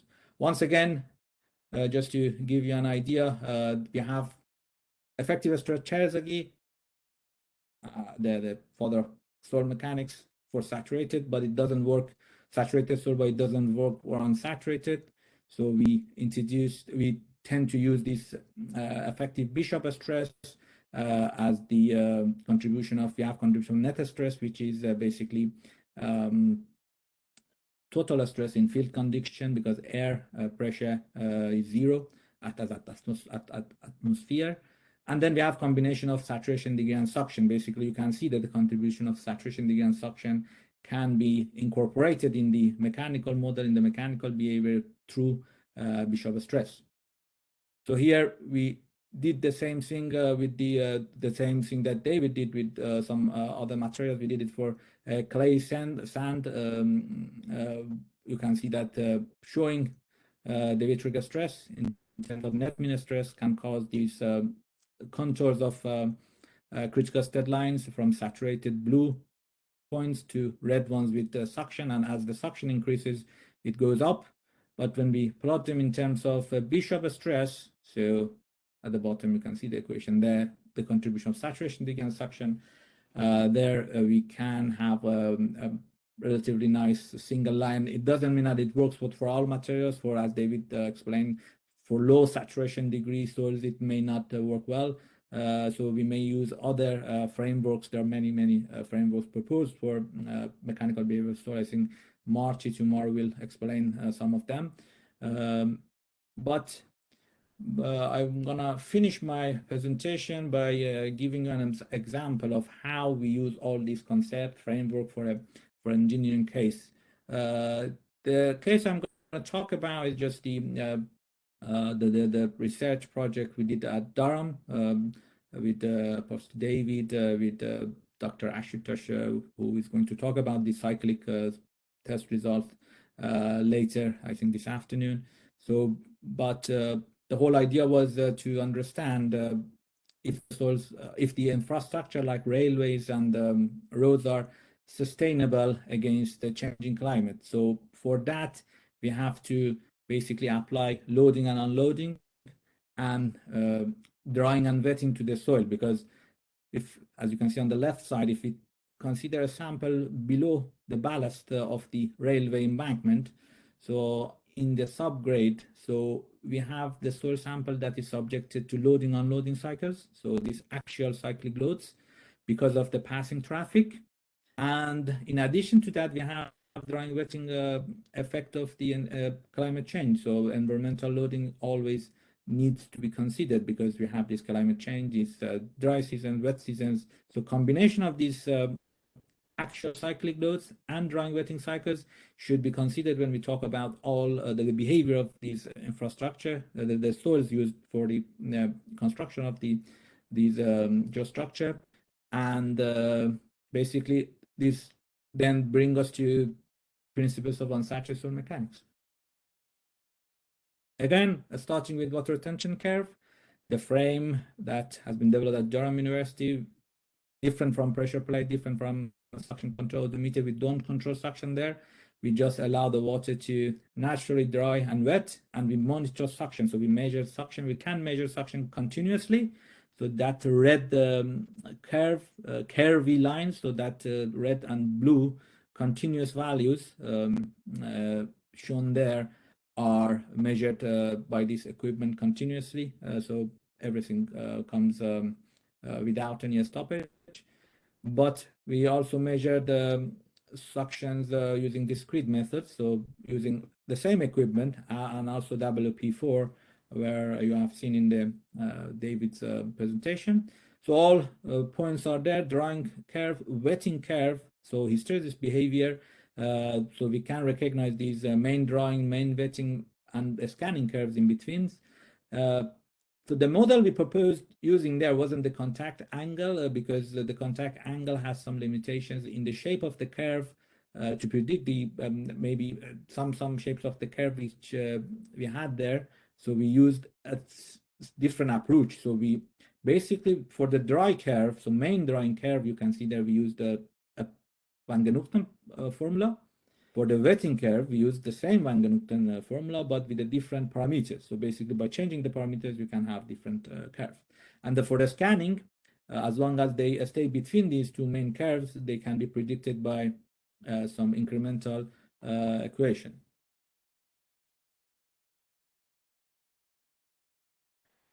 So then, to do the triaxial test, to apply axial stress, so cyclic axial stress, what we did was we dry and wet the sample before testing. So these as compacted ones, so the first one on the left, so had a water content around 11, and we start to drying the sample, so the red points as they dry. So one drying we applied, we took the sample at different stage and we did the triaxial test. A few others, we dried them completely and then we wetted them up. So on one wetting pass, we took the sample and we tested them in the triaxial, and the other samples went to 2D 2 drying cycles, 2 W, 2 wetting cycles, so 3 wetting cycles basically. So the sample before testing, they were applied to drying wetting cycles. So in this way, we try to understand if the strength of the soils change with the drying wetting or not, and then we tested them for triaxial testing, loading and unloading. So this is the triaxial equipment we use, and Ashutosh will explain, I think, the testing procedure in details. So these cycles we applied, so Deviatric cyclic, so actual load at different Deviatric stress ranges, 40, 60, 80, and we applied 1,000 cycles at one frequency just to be representative of the load of the train passing over these railway embankment. And the important things there are 2 parameters. So one, we have this epsilon sub p called permanent strain. So you see that on the left, we have actual strain on the right figure, but the x-axis, we have actual strain presented in terms of number of cycles. So we have these up and down strains, actual strains, where we can define this permanent strain that remains irrecoverable. So it is irrecoverable permanent strain, epsilon sub p, and we have recoverable strain, so it goes up and down with the cycles. So it you see result for 100 kPa, but we went up to 1,000 cycles, where these values basically remains stable.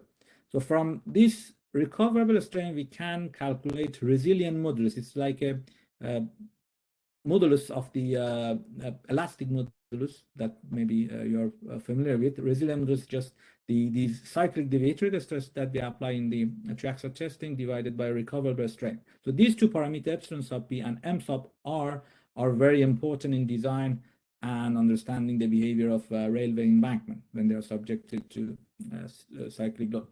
So I'm going to just show you some result from there. So if we plot the permanent strain, epsilon p, in terms of Bishop stress, so this is mean Bishop stress. So we can see, okay, with the increase of Bishop stress, we have reduction in the actual permanent strain, accumulated permanent strain, but the data are scattered. So basically, we have some data above the trend line that fitted to the data, and we have points below that. So what we did then, we introduced second factor, second constitutive variable, which is sometimes needed for interpretation of results. So in addition to Bishop stress, we introduced this bonding force to basically consider this normal stress at the interparticle acting because of this water breach, because of the suction bonding. So, and this is basically originally proposed by Gallipoli again, but used for monotonic behavior of the soil, but we applied it to cyclic behavior and we found that it is quite good. So the labels on the points you see there, they are basically values for this bonding parameter, which is dependent on saturation degree and suction. So this F sub S is just solely dependent on suction. So we have contribution of saturation degree and suction in this bonding parameter.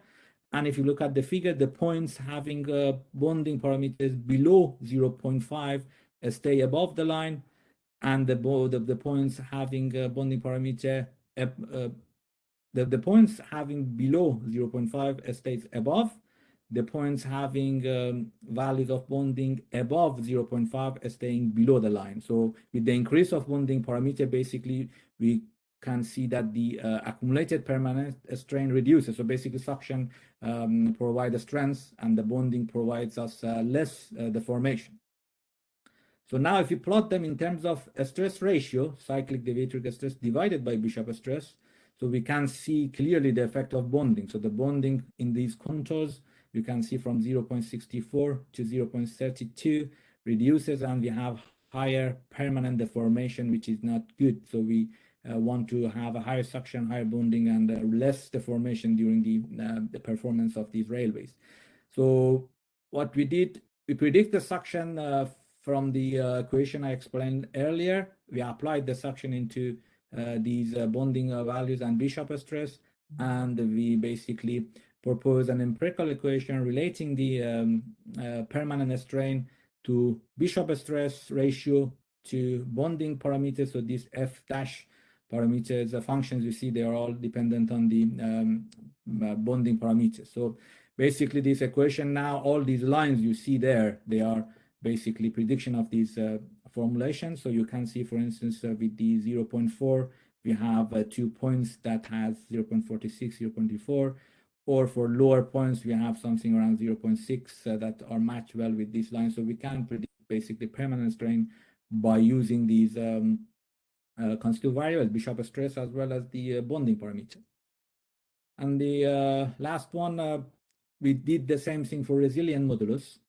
So if you do that for resilient modulus, so you can see again with the increase of bonding, you have a higher resilient modulus. So for instance, that point is staying above 90 megapascal, so 0.64 bonding you have there, it has a higher basically resilient modulus compared to the others, while they are subjected to the same sort of load. So we propose again equation relating resilient modulus to Bishop stress, and on the last term shows us the dependency of this equation on the bonding, and there are some parameters to calibrate basically these lines and this prediction. So it helps us to again to predict resilient modulus, which are important in railway design as well, also for roads, and so you see that with some fundamentals of unsaturated soil mechanics, we can understand how these soils behave with changes of suction and degree of saturation, with the climate change, and we can predict very well the permanent strain, the resilient modulus, which are commonly used for their prediction. So it's now my presentation is about to over. You can wake up. So the whole point was just to show you that we have these tools, this framework to use for unsaturated soil behavior, for interpretation, for prediction, for understanding the climate, geostructure interactions, everything, and to predict the long-term behavior of these materials under unsaturated conditions. And then hysteresis behavior is important. So we have void ratio dependency, we have hysteresis effect of water retention curve, which all affect the mechanical behavior of the soil shear strengths, what the formations, everything. We should consider these aspects of water retention behavior. And finally, there are many framework proposed for unsaturated soils. The whole point is you have to, in most, well, I'm not saying that in most cases, but in many cases, you may need to consider applying coupled framework. So considering the effect of void ratio on the water retention, and considering the effect of water retention property, saturation, suction on the mechanical behavior, in order to basically understand to understand the behavior of the structure. So thank you very much for listening, and thanks again. Thank you again, Dr. Arash. So Yes. I think it's something wonderful that when we go by theory given by Professor David, I think with a case study closing from your presentation, I think it should have given a very good understanding for the audience, including me as well. So I quickly open the session for any quick question, or maybe I'll take my own prejudice of taking the first question as a moderator. So Dr. Arsh, can I ask you that what should be the role of evaporation rate when we are talking about the hysteresis effect on soil suction? It's a very nice question. So generally speaking, when we do the test in the laboratory, and the experimental result always come from the relationship between suction and saturation, the equilibrium. So those points I showed in the in my presentation, so coming from suction control, the method is that we apply suction and we wait until the saturation degree comes into equilibrium. So it's a continuous change. Or in the case of applying drying wetting in that frame that has been developed in Durham University, we apply drying and wetting continuously there. So again, we are trying to get the values at equilibrium. So the effect of evaporation are neglected, evaporation rates are neglected in the design, but it can affect. But basically, what we tend to produce, and we tend to basically build our the framework, or framework, basically predictive frameworks based on the relationship at the equilibrium. So the rate of evaporation doesn't need to be considered in this basically context. But it's just something that should be, I think, studied by how the change of evaporation can affect the basically water retention curve. There are some results available. They say make some fundamental change in the soil fabric, and that needs to be considered. But I think they're not. It hasn't been proven yet, I would say. Thank you very much. So any questions? Should I say? Okay, then yes, please. When we measure contact angle between the particles, are we assuming a shape of particle as spherical? Yeah. Generally speaking, you know, hysteresis behavior is very complicated. So if you want to consider everything, so probably your model will be very, very complicated. It's already complicated, I think, the one I tried to explain. But if you want to consider different things like changing of the shape of the particles, it makes it even more complicated. And I believe it's not necessary as long as we get a good curve by assuming an ideal case. So a spherical particles, ideal soil, and these assumptions that we made, and I think for other water retention models are typically made, are enough to get a good prediction of water retention curve. So I would say spherical particles works well. Perfect. Although it may not be realistic. I think if I can extend, I think already we are considering the major part is roughness. So I think otherwise also it's covered when we are talking about the shape associated with the particle. Don't you think so?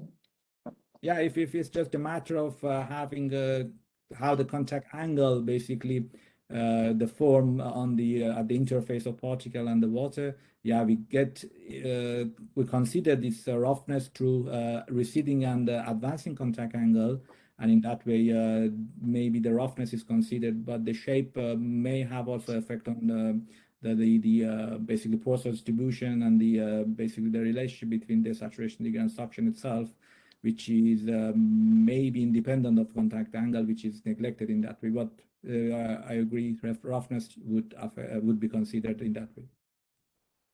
Okay, perfect. Thank you. So with not many questions in the chat box, so thank you again very much, Dr. Arash, and it was wonderful listening to you.